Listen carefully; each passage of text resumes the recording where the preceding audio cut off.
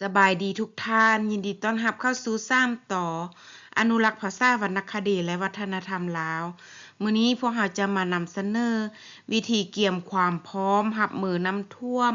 อย่างปลอดภัยสู่ทานฟัง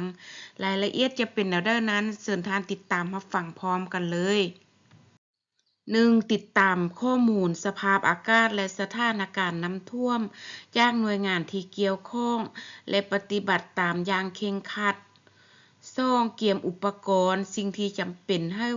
พร้อมเช่นโทรศัพท์มือถืออาหารแห้งน้ำดื่มยาปัวพยาธิและเอกสารสำคัญ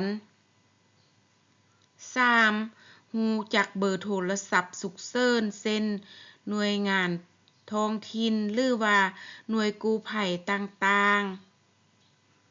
4. กะเกียมและระวังเครื่องใช้ไฟฟ้าภายในเรือนต้องรู้จุดควบคุมไฟฟ้าสวิตช์เปิดปิดเครื่องใช้ไฟฟ้าต่างๆ 5. ให้เกียมย้ายสิ่งของที่มีค่าและสัตว์เลี้ยงไปไว้บอนสูงหรือบอนที่ปลอดภัย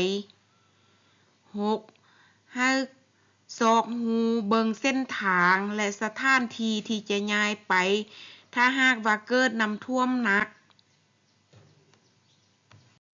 ข้อควรที่ต้องระวังมี 1. แม่นงดลิ้นน้ำหรืออยู่ไกลกับบอนที่น้ำไหลแหง 2. ห้ามขับรถไปในพื้นที่น้ำท่วมและให้ออกจากรถไปอยู่บอนสูงทันทีถ้าหากน้ำไหลแหง 3. หลีกเว้นการย่างในน้ำท่วมเพราะอาจตกคุ่มหรือได้รับอันตรายจากสิ่งที่แนมบ่เห็นได้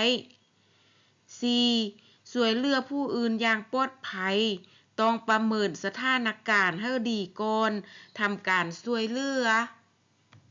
ผ่านไปนั้นท่านได้รับฟังวิธีเกี่ยมความพร้อมรับมือน้ำท่วมอย่างปลอดภัยขอขอบใจทุกท่านที่ติดตาม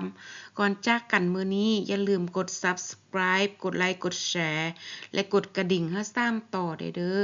ท่านจึงจะได้รับความรู้และข้อมูลดีๆจากพวกเราเป็นประจำแล้วพบกันใหม่ในคลิปต่อๆไปสบายดี